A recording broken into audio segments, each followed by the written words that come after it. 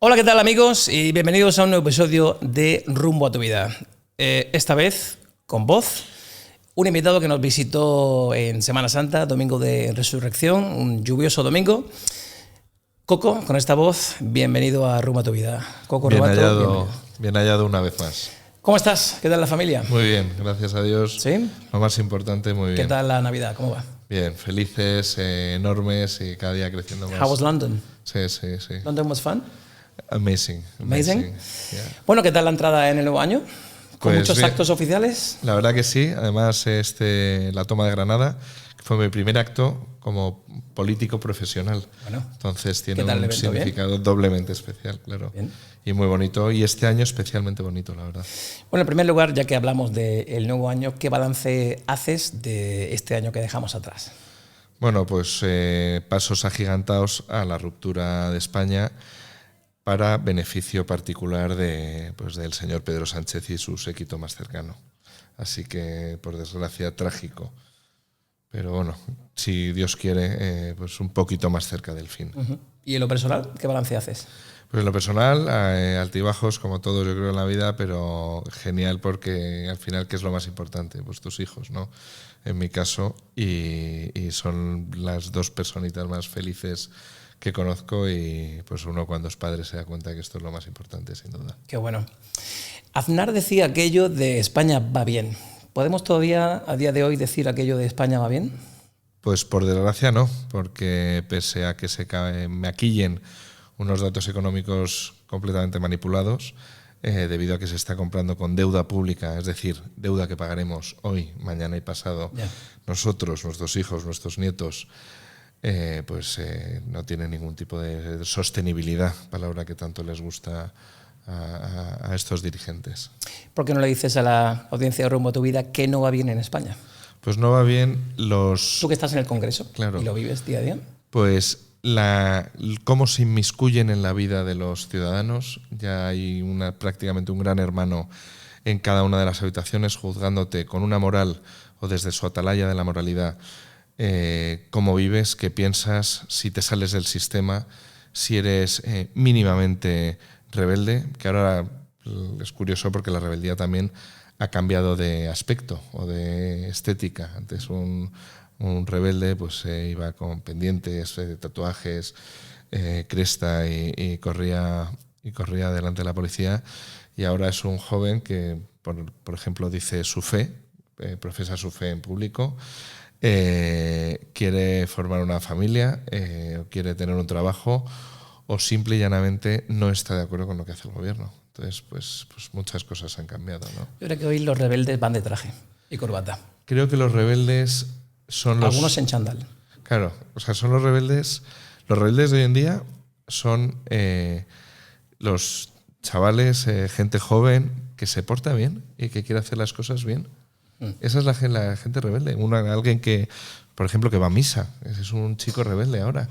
Porque los antisistemas están pagados por el sistema. Y creo que lo vemos en todos estos casos que saltan de rebeldes, de gente adoctrinada completamente y con la mentalidad vacía, pagados por el sistema. O que dependen directamente pues, de algún tipo de ministerio ideológico. Fíjate que haciendo un poco de balance del año que acaba, 2024, el otro día es inevitable hablar con las familias de política, hacemos un poco balance ya no del año que dejamos atrás, sino de la vida que dejamos atrás. Y esto me lleva a mi siguiente pregunta, Coco.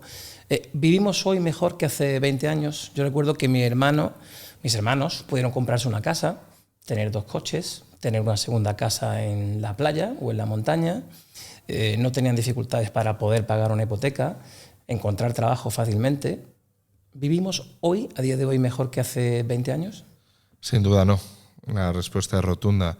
Ya no es tener 2 coches, ahora ya no te los permiten.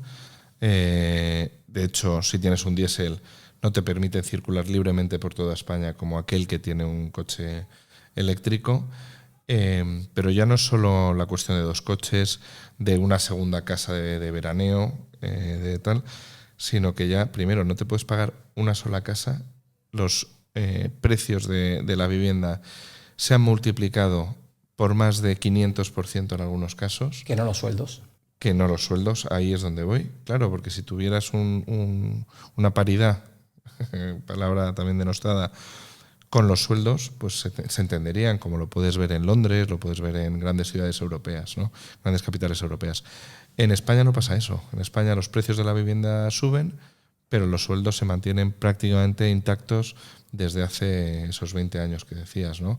Tenemos miles de problemas, como la edad en la que las mujeres empiezan a ser madres es mucho más tardía, y no es una cuestión de una elección particular de cada persona, que eso ya ahí cada uno no me meto. Sí que es verdad que es una imposibilidad al ver que con 32 años mucha gente sigue viviendo con sus padres. Entonces la biología no espera y pues empiezan los problemas. Entonces se están creando muchísimos problemas artificiales que hace 20 años desde luego no había, y eso es un tiro en el pie para el futuro. Y sobre todo no se está solucionando ni hay visos de hacerlo. La idea es mantener una política ideológica, reducir a casos excepcionales la generalidad de la ciudadanía, y en base a eso legislar en función a unos intereses particulares, que en este caso son los del gobierno, y con eso ir sobreviviendo pleno a pleno, como están haciendo, a base de vender trocitos de España para satisfacer las necesidades de cada uno de sus socios el ego de separatistas. algunos también, ¿no? Sí, absoluto. Oye, y al margen de los bulos que supuestamente dicen que algunos esparcen, y al margen también de si el fiscal general pasó determinada información o no, o de si el novio de una supuesta política de la Comunidad de Madrid, de si cometió delito o no, ¿tú crees que a día de hoy existe la libertad de expresión? ¿Podemos decir realmente lo que pensamos hoy en día? Desde luego que no. Hay una cultura de cancelación directa. Además, se puede ver en todos los campos, desde pues, influencers, desde redes sociales, desde pues, hasta en tu bar o hasta en tu cena de Navidad. Hay muchas veces que mejor no entramos ahí. hay muchas veces que ha llegado un punto de esta policía de la moral, ya, extendida, yo creo que desde la pandemia, que se ha asumido, porque la gente ha decidido renunciar a libertad a cambio de una falsa sensación de seguridad. Y creo que eso es lo que estamos viviendo. Entonces, la gente está dispuesta a ello y se tolera. Desde luego no hay ninguna libertad de expresión. Eso es mentira. Se cancela continuamente, incluso en el Congreso de los Diputados. La propia presidenta del Congreso, una vez ha finalizado el pleno, revisa para ver si le ha parecido bien o mal lo que ha hecho cada uno de los grupos parlamentarios, y en función de su criterio decide quitarlo o no. A colación de lo que dices, a mí me hace mucha gracia cuando la presidenta del Congreso, en el diario de sesiones, algún diputado de turno pide que se elimine eso del diario de sesiones. Yo creo que la palabra, una vez dicho queda, ¿no? Bueno, eso en concreto, Santiago Abascal en algún momento ha dicho algo fuera de tono, y han pedido del lado de la izquierda que se quitara el diario de sesiones, ¿no? Yo creo que lo han pedido para un total de 33 diputados en el Congreso. Y lo piden. Yo creo que eso es una medida anacrónica, más simbólica. Antiguamente tenía sentido, porque antiguamente nadie podía ver el pleno en directo o no se retransmitía en vivo, ¿no? Hoy en día tiene más poder el vídeo que el texto. Nadie se para a leer eso, ¿no? Sí que es verdad que dentro de igual 100 años se revisa y bueno. Pero sí que es verdad que es como un acto simbólico de esta catadura de los moralmente superiores. Recordamos que los moralmente superiores son los Errejones, los Álvaros, los hermanos de Sánchez, los Begoñas, etcétera. Toda esta es la gente que está legislando para decirte qué es o no verdad. Es los mismos, además, que, por ejemplo, mantuvieron vivo un comité de expertos inexistente para justificar todas sus barrabasadas durante la pandemia, que luego resultó no ser cierto. Ya. Y estos son los que te dicen que es bulo y que no. Entonces, hoy veía en la televisión, en el informativo, que el gobierno actual está celebrando el aniversario, o va a celebrar con una serie de actos el aniversario de la muerte de Franco, de la no presencia de Franco, ¿no? Sí. Desde el 75. ¿Cómo veis desde el otro lado del charco eso? Bueno, yo creo que es... Parece que dividiendo a la sociedad es un tipo de recurso. Se llega más lejos, sí. ¿no? O sea, pretender intentar ganar una guerra fratricida que acabó hace 80 años, pues me parece algo completamente criminal y absurdo. Sobre todo además porque es una guerra fratricida, es una guerra entre hermanos. Ya ha pasado mucho tiempo y yo creo que todos nosotros, cada uno de los oyentes, puede identificar un abuelo de un bando y un abuelo de otro. Y si no es un abuelo, es un tío abuelo. Pero todos, desde luego, tuvieron uno en cada sitio en función de las circunstancias y en función de las desgracias que venían avenidas de España. Y estos actos pues son cortinas de humo, evidentemente. O sea, a nadie le importa pues esas soflamas y esas cortinas de humo, pero el señor Sánchez, pues como yo creo que desea él ser franco, desea él ser ser parte de la historia como lo es Franco, y entonces le tiene cierta envidia. Ya. Yo creo que llega a ese Fíjate, punto. mencionabas el Ministerio de la Moral, hablando un poquito de la moral en la sociedad de hoy. ¿Cómo entiendes tú el movimiento woke? ¿Cómo crees tú que está afectando a la sociedad hoy en día? Pues yo creo que el movimiento woke es una reivindicación de todo aquello que es sensiblemente pues susceptible de ser revisionado. Pero hay que ver de dónde nace. Pues nace en Estados Unidos. En Estados Unidos, que hasta el 60 y pico las personas negras no podían ir en el mismo autobús que los blancos o no podían sentarse en las mismas zonas, tenían 2 baños separados, o sea, tenían una segregación tremenda hasta hace nada. Más aún cuando estas personas combatieron por la libertad en la Segunda Guerra Mundial. No hay que olvidarlo, dejándose la vida, etc. Y siendo parte de la historia americana. Entonces ese cargo de conciencia se ha multiplicado por 50 o por más y se extiende pues a todas sus a través de esa capilaridad que tiene Estados Unidos, a través del cine, de la literatura, de los podcasts mismos, son un poco la vanguardia, ¿no?, de todos estos medios de comunicación modernos. Entonces se ha contagiado porque aparentemente es un mensaje muy bonito, pues la igualdad de oportunidades, reivindicación de los derechos más tal. Pero ¿cuál es la realidad? Que ninguno de esos tiene ningún sustento más allá del de promocionar los egos particulares de ciertos activistas pagados por el gobierno. Entonces, pues no tiene ningún sentido, pero es muy corrosivo, porque es un mensaje bonito, camuflado, pero oculta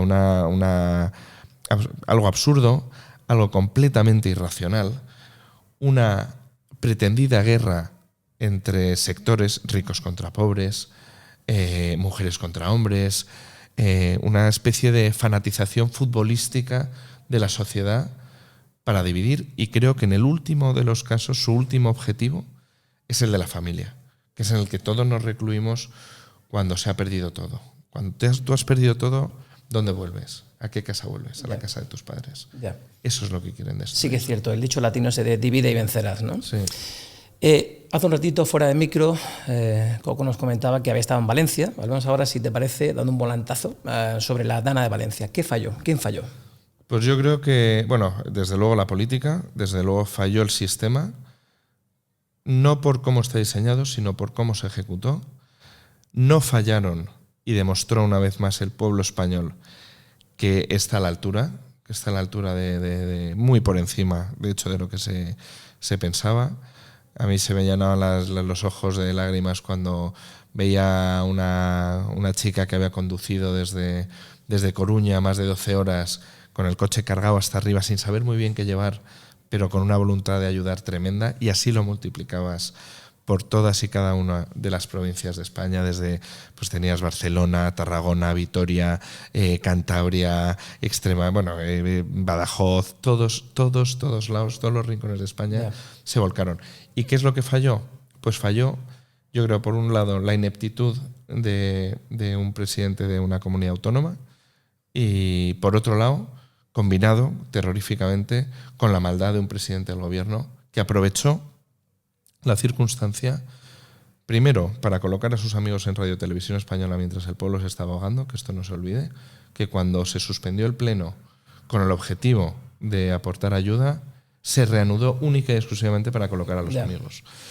Entonces, por un lado eso, y por otro lado, que un presidente del gobierno, cuando vio la oportunidad de poder arrebatar una pequeña cuota de poder a una comunidad autónoma en la que no gobierna su partido político, no dudó en utilizarlo. Y no dudó en evitar, o sea, en no ayudar al pueblo cuando se estaba ahogando a base de burocracias absurdas, de no mandar al ejército al minuto 1, cuando sí lo hizo cuando pasó la pandemia.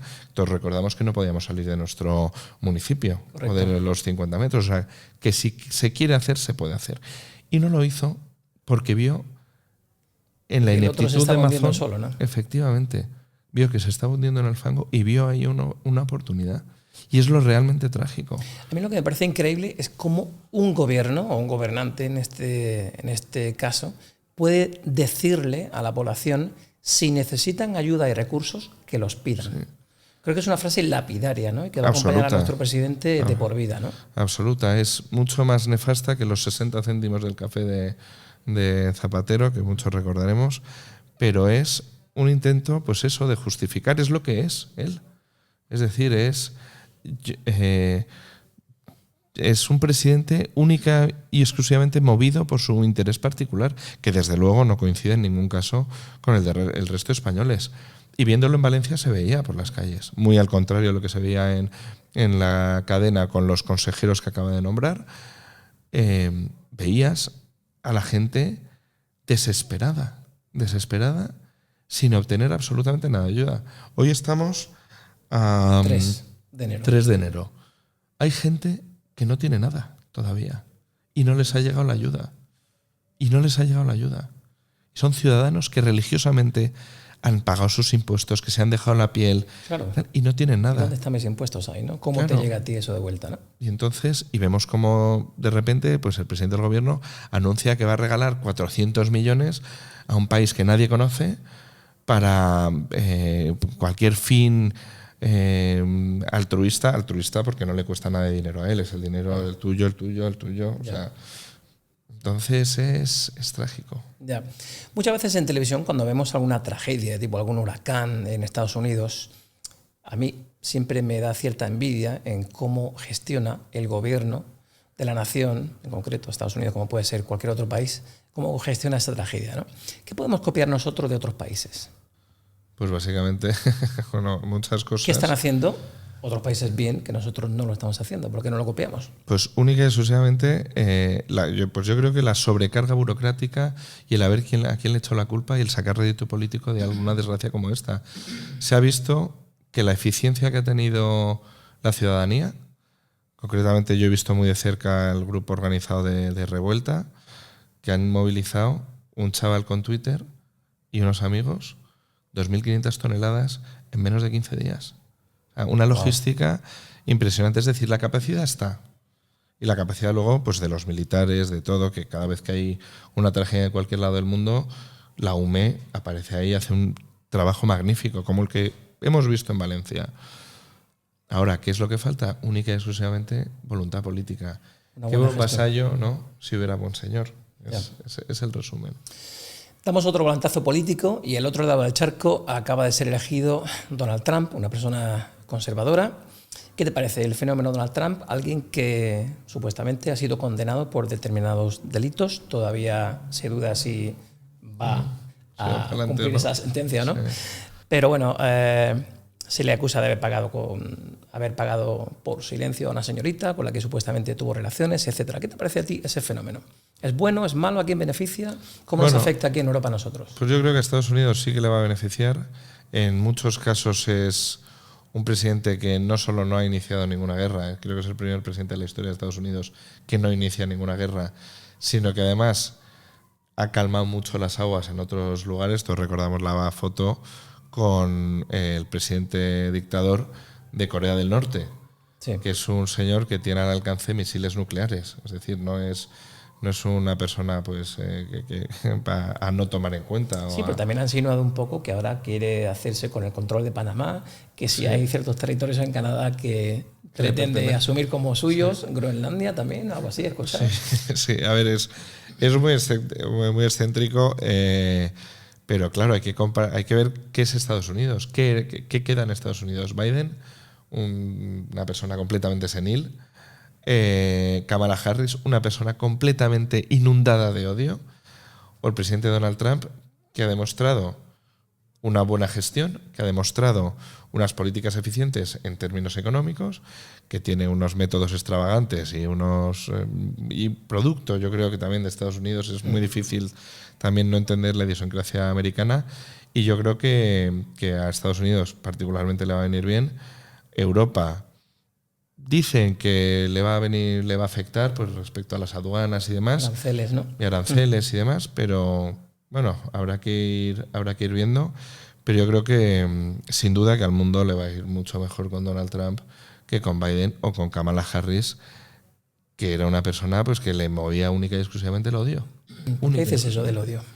Pues mira, seguí bastante la campaña americana, pero hubo un detalle de Kamala Harris que me llamó muchísimo la atención. Y estaba dando un meeting y uno del público le grita que Dios te bendiga.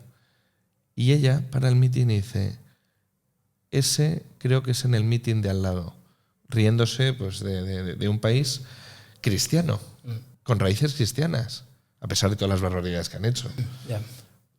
Pero ese revanchismo identitario, aparte identitario porque ella va buscando todas las razas que ha sido, que se lo recordó Donald Trump, también cómo iba cambiando de acento en función de con quién hablaba, eso es única y exclusivamente el objetivo de enfrentar, ¿no? Que decíamos del hombre contra la mujer, el rico contra el pobre, todo eso, o sea, todo eso lo encarna en una virtud revanchista la señora Harris. Tenemos otro volantazo político, ahora volvemos a España.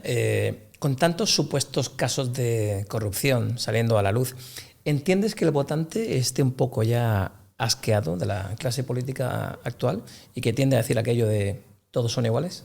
Sin duda, porque es que la mayoría se ha visto que son iguales. ¿Hemos normalizado la corrupción? Yo creo que se ha pretendido normalizar desde la política, sin duda, porque tenemos dos de los principales partidos inundados de casos de corrupción.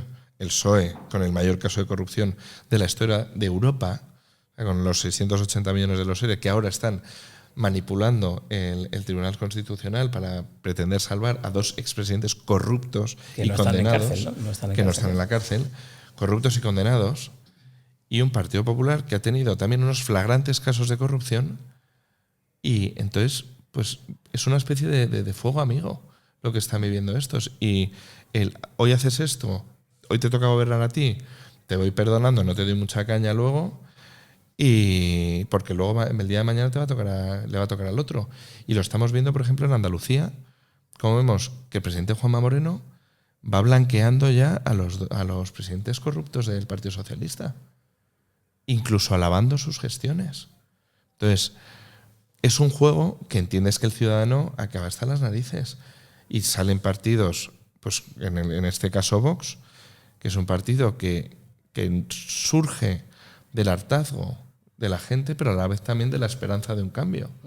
Entonces, conseguir canalizar esas dos cosas pues es lo fundamental de cara a una esperanza de gobernabilidad que es la que nosotros Hace 30 años yo estoy convencido de que nos habríamos echado a la calle protestando, pidiendo la dimisión del político de turno, pero es que ahora aquí no dimite nadie, ¿no? Ni nadie se echa a la calle. Nadie se echa a la calle. Eso es más triste todavía, casi que que el propio político no haga un poquito examen de conciencia, ¿no? Claro, o sea, bueno, yo creo que ha asumido que la gente no le van a quemar. Esto es un poco la metáfora esta de la rana y la olla. Sí. Si tú pues metes a una rana en una olla de agua caliente, la rana sale pitando, pero si tú la metes en un agua fría y la vas calentando poco a poco, la rana se acaba cociendo. Entonces esto es lo que ha pasado. Vamos a intentar hacer un ejercicio que es el cada uno de ahora, el tú de ahora o el yo de ahora o el cada uno de los oyentes de ahora, lo retrotraes 20 años y le dices que ahora mismo no saben definir lo que es una mujer, que un hombre puede entrar en un baño de mujeres siempre y cuando se identifique como tal, que se van a dar charlas a los niños de 8 años acerca de masturbación y relaciones sexuales, que ya no vas a poder decir ciertas expresiones porque se va a considerar delito de odio. Por supuesto, los atentados contra Contra los católicos no, esos quedan excluidos y ahí se puede decir lo que quiera. Pero no puedes decir lo que piensas, y incluso en un tono jocoso. Todos hemos tenido bromas, todos hemos tenido un amigo gordo, un amigo con las orejas grandes, un amigo tal. Todos se han metido con nosotros y nosotros nos hemos metido con todo el mundo con una intencionalidad amistosa. O sea, yo creo que hay muchos insultos, entre comillas insultos, que denotan amistad. Yo te puedo decir, joder, qué cabrón.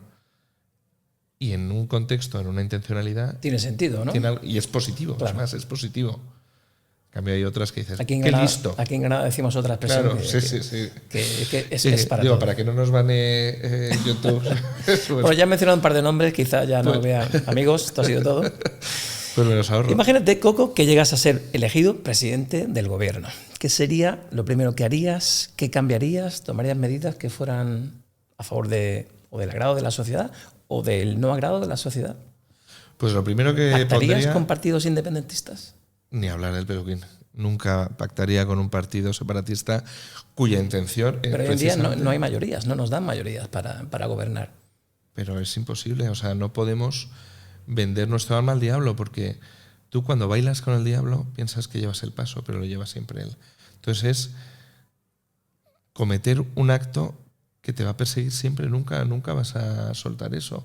Entonces pactar directamente con quien pretende el malestar del resto de los españoles, porque hay que recordar que hay muchísimos políticos separatistas que celebran las derrotas de España de la selección nacional en un partido de fútbol. Claro. De un odio, que les mueve el odio.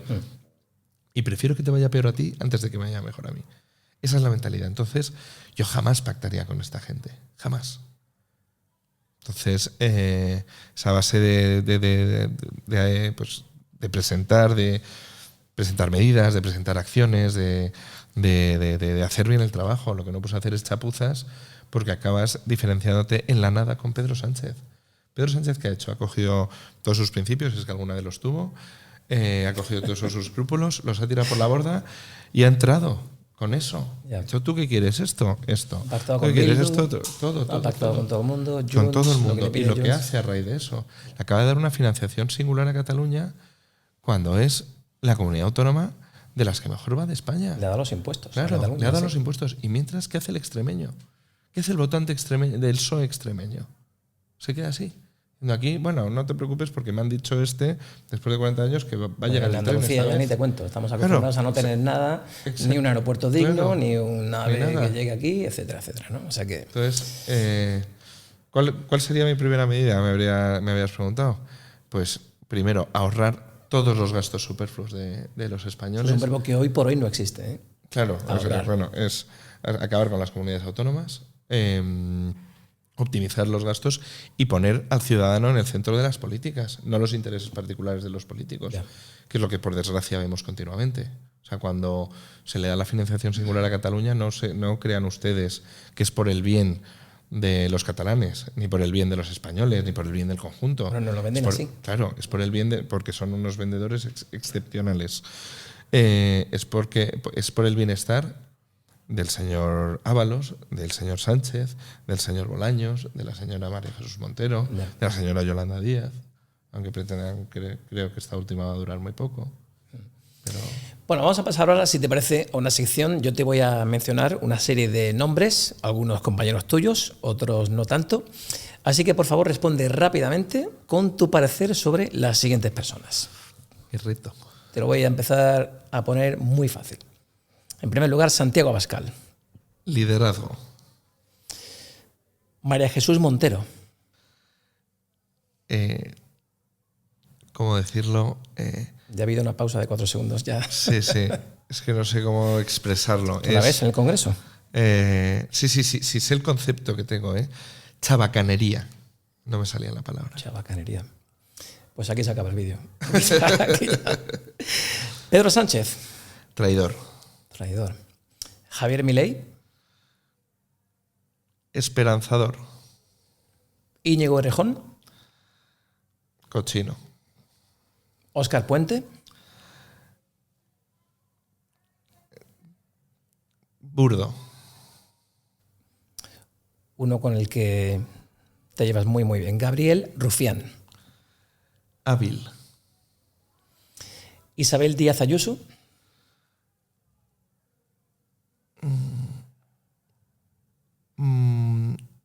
Trilera. Cayetana Álvarez de Toledo. Lo mismo, trilera. Más trilera. Más trilera. Carles Puigdemont. Engañabobos. Iván Espinosa de los Monteros. Inteligente. Uh-huh. ¿Y qué tal Giorgia Meloni? Brillante. Alberto Núñez Feijóo. Perdido. Y por último, Nicolás Maduro. Asesino. Wow. Pues yo no sé si va a ver la vista. Si este vídeo va. Yo creo que no llega ni a los 20 minutos. O sea que... Pues con la risa que me has puesto, te la jugabas. Bueno, una vez pasado el mal trago, ahora algo más íntimo. Coco, ¿qué valor personal consideras tu mayor fortaleza? Yo insisto, yo creo que en la nobleza. En el antiguo podcast que hicimos hablabas de patriotismo. También. Consideras padre, Sí, patriota. claro. O sea, ¿cuál es, digamos, eso es más bien cómo me definiría, ¿no? O cómo me gustaría. Vale, pero tu valor, el que pone más en alza, es... Servir. La vocación de servir. Un libro que te haya marcado. Un libro que me haya marcado. El Quijote. Y parece muy típico. Sí, ¿por qué? Tal. Pero lo he leído 3 veces ya. La primera vez no comprendí nada. Era en el colegio, nos lo mandaban. No entendí nada, pero se me quedó ahí un batiburrillo. Y luego lo leí ya, digamos, con el cerebro un poquito más asentado, cuando pues he acabado la carrera recién. Y me lo pasé muy divertido. Muy divertido. La imagen, muy divertida. Y la tercera vez, con una lágrima en el ojo. Qué bueno. Por ver cómo... No voy a hacer spoiler porque ya han pasado muchos años desde su publicación, pero ves cómo la cordura del Quijote se va floreciendo, esa cordura, y la de Sancho se va apagando, contraponiendo los dos personajes de la sensatez contra la locura. Una locura tan bonita y tan Vale, pues nos tan quedamos con el admirable. Quijote. ¿Y un libro que nos recomiendas? Y un libro que os recomiendo. Estamos en enero, empezando el año, acabamos de pasar la Navidad. Pues, a ver, una historia de España de un homólogo tuyo historiador, que es José Carlos Gracia, que es el autor del podcast Memorias de un Tambor, y lo recomiendo muchísimo. Bueno, muy bien. ¿Cómo defines, Coco, el éxito? ¿Qué es para ti el éxito? El éxito es que a las personas que quieres, que tienes en tu círculo, te admiren. Yo creo, así, definición rápida. ¿Has logrado tú el éxito en tu vida? Sí, yo creo que sí. Como padre, como pareja, sí. como político. Pareja se me ha dado un poquito más, he patinado un poquito más, pero con la persona que una de las personas que más me importa, que es la madre de mis hijos, que a pesar de que estamos separados, sin duda creo que he conseguido una relación muy admirable. Bueno, siempre la admiro mucho a ella, siempre lo haré, pero de un cariño y de un amor con dos cosas, con dos criaturas en común. Que está por encima. Bueno, damos otro volantazo y ahora te quiero preguntar, ¿qué opinas sobre el sistema educativo actual? ¿Qué le falta y qué le sobra? Pues mira, creo que le falta muchísima inversión, y no voy a decir una inversión monetaria. Creo que están muy mal invertidos los recursos en los recursos privados, o sea, en los recursos educativos. Más si cabe cuando, por ejemplo, la mayoría de los diputados socialistas, que tanto se les llena la boca con la educación pública, llevan a sus hijos a colegios privados. Entonces creo que eso es una muestra bastante evidente de que no creen en el propio sistema que ellos promueven o promocionan, ¿no? Entonces creo que está muy denostado. La falta de recursos es un problema, pero no tanto como la falta de calidad educativa. Entonces, al maestro ya no es maestro, el maestro pasa a ser un colega, o sea, al profesor de tutéame, no, el profesor siempre ha de ser una autoridad. El maestro, todos, desde parvulitos hasta la mayoría de edad, el alumno y el profesor no están en la misma altura, sin duda alguna. Y creo que falta un poco de educación al sistema educativo en este respecto. Y luego que se priorizan cosas absurdas completamente frente a materias realmente importantes. Educación para la ciudadanía.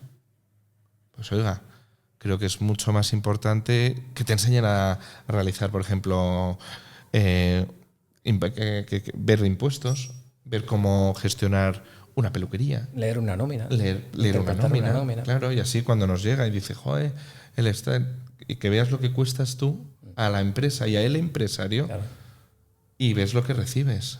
Entonces ya igual... Eso es muy americano, ¿no? Claro. ¿Qué te cuesta dar a luz en Estados Unidos? Pues te cuesta $20.000. Sí, sí. Pues ser conscientes un poco de esas cosas, ¿no? Yo creo que al sistema educativo le falta educación y le sobra ideología y le sobra política, porque se ha metido la política en absolutamente todos lados. Claro, pero si dominas el pensamiento de tu pueblo, pues dominas al pueblo, ¿no? Claro. Bueno, ¿tú crees que los jóvenes están suficientemente involucrados en la política hoy en día? Mucho más que desde luego cuando yo era... Bueno, me siguen considerando jóvenes algunos, pero mucho más que cuando yo era joven. Yo cuando tenía 18 o 20 años, la política me importaba pues bastante poco. Nadie se fijaba. Y ahora sí. Entonces tiene varias lecturas esto. O bien que la gente se está formando más, que no creo que sea la más acertada, o bien que a la gente se está dando cuenta de lo que le afecta. Es decir, políticas que le afectan, pues le suponen pues una alteración muy notable en sus modos de vida. Yo creo que la política, que la educación no te la tiene que dar la política, te la tiene que dar tus padres en casa. La educación no me refiero a formación, me refiero a modales, claro, a cuidar a tu familia, a abrir la puerta, a ayudar a alguien que lo necesita. Esas cosas se aprenden en casa, no te las enseña alguien alienado completamente en un colegio. ¿Qué le dirías, Coco, a alguien que no está de acuerdo con tus ideas? Qué estupendo. La verdad que tiene un amplio espectro político en el que reflejarse, pero yo sí que le diría que estudiara bien qué le afecta. La política, hay muchas cosas que de Vox, por ejemplo, por decir algo que conozco de cerca, en las que podemos no estar de acuerdo sus votantes, incluso nosotros mismos, nosotros como cargos públicos de Vox. Pero la política es, escuché, esto no es mío, esto lo escuché, pero me pareció una definición muy buena, es un autobús, no es un taxi. Es un autobús, tú tienes que buscar aquella parada que esté más cerca de tu casa. Habrá veces que te deje justo en la puerta, hay gente que tiene esa suerte, y otra gente que tiene que andar 15 minutos a la parada. Esos, digamos, son las distancias ideológicas con yo no estoy de acuerdo con no sé qué. Pero no es un taxi que te deja en casa, o no es tu coche particular que te mete en el garaje. Entonces, bueno, yo creo que hoy en día igual hay gente que comulga con las políticas de Vox, pero igual hay gente que no está de acuerdo con determinada política en inmigración, por ejemplo. Claro. Pero sí que le parece acertado vuestro concepto de familia o de valores, etcétera, ¿no? Claro, hombre, yo particularmente con el tema de inmigración es un tema que por desgracia el tiempo nos va dando la razón. 60.000 inmigrantes han llegado en el 2024, ¿no? Es que claro, pero esto sumado a todos los que han venido antes bajo una promesa de regularización masiva firmada por todos los grupos, menos Vox. Entonces estamos ante un acto de irresponsabilidad tremenda. Y vamos a hacer un poco pedagogía con esto. ¿Cuántos miles de habitantes hay en África? Y Asia y países, digamos, considerados del tercer mundo. Son más de 360.000 millones de habitantes. En Europa somos 450 millones de habitantes o 400 millones de habitantes. La diferencia es inmensa. Somos un 8% de la población. Estos países son más del 70% o más del 60%. El asumir indiscriminadamente una continua oleada intentando acogerlos es, además de ineficiente, es inmoral. Porque ¿quiénes son los primeros que salen de un país? Aquellos que son más válidos, más formados, más preparados. Entonces tú estás cortando las oportunidades a países como Nigeria, Mauritania, Marruecos. Les estás cortando las alas en un objetivo que, aunque se venda como socialista, es puramente capitalista. ¿Quién va a limpiar el culo a nuestros padres? Esto lo he escuchado yo en el Congreso de los Diputados. A empezar, el culo a tu padre o a tu madre se lo tienes que limpiar tú, si has sido un buen hijo y se han hecho bien los deberes contigo a la hora de educarte. Y si no puedes, buscas la manera de hacerlo. O bien o tus hermanos, o bien hay mil maneras. Tú no tienes que coger a un semi-esclavo para que haga el trabajo que tú deberías hacer. Punto número 1. Y punto número 2, estamos acogiendo en casa ajena. Es decir, la solidaridad es válida cuando es con tus recursos. Es decir, yo soy solidario si pues cojo mi bocata y yo te doy un trozo de mi bocata. Pero yo no soy solidario si cojo el bocata de él y te lo doy a ti. Eso no es solidario. Que eso es lo que está haciendo el socialismo. Ya. Con el recurso ajeno. Pero da la impresión, o al menos eso es lo que nos hacen creer, de que si no quieres acoger a determinada población que viene, inmigrante, pues eres un xenófobo, que no estás dispuesto a ayudar al prójimo, y esta es la historia que venden, ¿no? Un poco. El problema que tenemos es, primero, tenemos culturas completamente opuestas y culturas hermanas. Claro. Tenemos un continente entero, hermano, Hispanoamérica, que puedes concentrar ahí la inmigración que no crees necesitar, porque esto sería un poco mercadear, ¿no?, con personas, que creo que es un término nefasto. Pero sí que es verdad que puedes dar una oportunidad mucho antes a un país hermano que a un país en unas antípodas culturales. Claro. O sea, en Mauritania el 70% de las mujeres sufren ablación de sus órganos genitales. Tremendo. Entonces, acoger de una manera completamente descontrolada a estas culturas es incompatible, y lo vemos, por desgracia, día tras día. Machetazos, violaciones, nadie quiere un centro de menas al lado. Y son problemas que se han creado en los últimos 5 o 10 años. Porque hace 25 años no teníamos estos problemas y teníamos inmigración y era asumible. Teníamos pues inmigración iberoamericana, y cuando veías pues una persona de color, una persona negra, pues se acababa integrando, pues porque venía una cantidad asumible por aquel pueblo, y acaba siendo Pepe, o digamos, le españolizábamos su nombre. Sí. Y eso yo creo que lo hemos vivido todos. Entonces, pretender extrapolar con eso a todos los demás que llegan en oleadas es imposible. Tú imagínate que llegas en tromba a un municipio pequeño y llegas con 200 de los tuyos. ¿Tú te vas a integrar? No. Tú te quedas con los 200 de los tuyos. Ya, haces y un más pequeño aún, gueto. claro, cuando Ya. te están financiando sin ningún tipo de fin, más allá de limpiar las conciencias y hacer negocio, porque esta es la siguiente etapa que se va a levantar. La gente que hace negocio con estas cosas.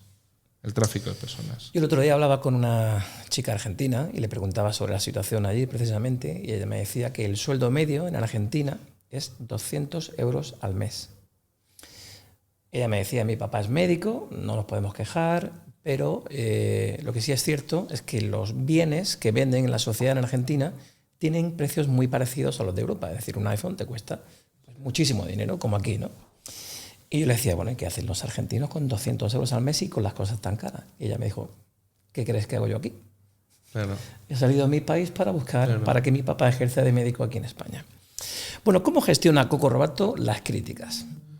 Bueno, pues cuando me vienen de gente de ese círculo que hablábamos antes, de gente que admiras y quieres, me las tomo con mucha seriedad y procuro cambiar. Todos cometemos errores, somos humanos, ¿no?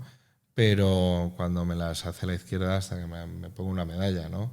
O a gente que no me importa, a gente irrelevante, pues la verdad que me da un poco igual. Me duele lo que puede afectar a mi familia, lo que puede afectar al movimiento político al que pertenezco, y a mi círculo cercano, a mi familia, a mi gente y a mis amigos. Pero vamos, lo que piense un idiota o un tío en Twitter, pues la verdad. Te da igual. Me da exactamente Bueno, como buen modelo que eres, además hoy precisamente vienes de hacer algunos kilómetros en moto y te mueves por Madrid de moto y has visitado muchos sitios. ¿Qué sitio de España recomendaría visitar? Granada. De Granada ya lo conocemos. Pues mira, Granada yo no lo conocía tanto y estoy profundamente enamorado. Hoy vengo precisamente, como decías, de recorrerlo en moto, que creo que es una manera magnífica de conocer absolutamente todo. Y quitando Granada, los picos de Europa, particularmente Covadonga. Covadonga. Sí, procuro hacerlo todos los años, también en moto, pasando un par de días además durmiendo por ahí. Y es mágico y es muy, muy satisfactorio y muy impresionante. Tomamos nota mental de ello. ¿Qué canción no puede faltar en tu playlist? Yo creo que Tunnel of Love de Dire Straits. ¿Sí? ¿No es de Bruce Springsteen? No. Tunnel of Love. Yo creo que Bruce tiene algo así, ¿no? La canción número 6, de hecho, del disco. Qué bueno. ¿Cómo imaginas España dentro de 10 años? Pues si Dios quiere, con Santiago Abascal de presidente y retomando el rumbo nutrido por las raíces históricas de España y no desviado por fantasmas woke ni corrompido por esta política moral. Si no fueras político, ¿qué estarías haciendo? Pues ganar mucho dinero y disfrutar de mi moto y de mis hijos.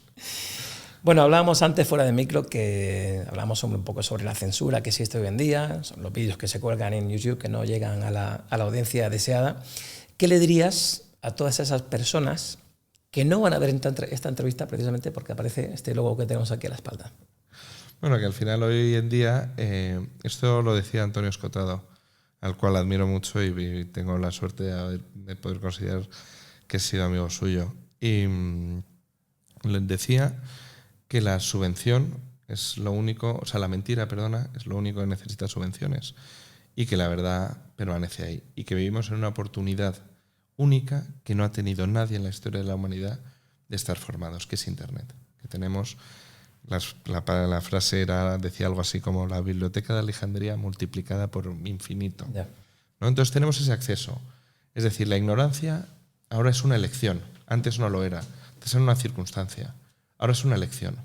Entonces, yo, por ejemplo, antes me preguntabas, no sé si era dentro o fuera de micro, dónde había visto las campanadas. Y vi una parte de la 1 para ver cómo era lo de Broncano y la otra que no me acuerdo el nombre. ¿Qué es lo que pensaba? Pues yo procuro formarme, yo procuro escucharles, procuro ver a los rivales políticos cómo que venden o que pretenden vender. Y gracias a Dios me reafirmo mucho en mi pertenencia a Vox. Pero es ya una elección, la ignorancia es una elección. Entonces, cada uno es libre, pues oye, luego no puedes venir con lloros, yo esto no lo sabía. Y por desgracia, Vox con el tiempo siempre le da la razón. Entonces, yo creo que en todas las materias importantes que hemos tomado, pues nos ha acabado dando la razón. Poquito a poco. Bueno, ya para ir concluyendo la entrevista, Coco, ¿qué esperas de este 2025? Pues espero que a Sánchez le hagan algo que rima con este año y le saquen de la Moncloa ya y que saque la mano de los españoles y de los bolsillos de los españoles, de la libertad de los españoles y de las ganas de prosperar que tienen todos aquellos que autónomos, familias, que lo quieran hacer. Pero sobre todo, por encima de todo ello, que recuperen no una nueva normalidad, sino una normalidad a aquellos ciudadanos de Valencia que lo han perdido todo. Eso le pido. Y ya por último, metas y proyectos para este año.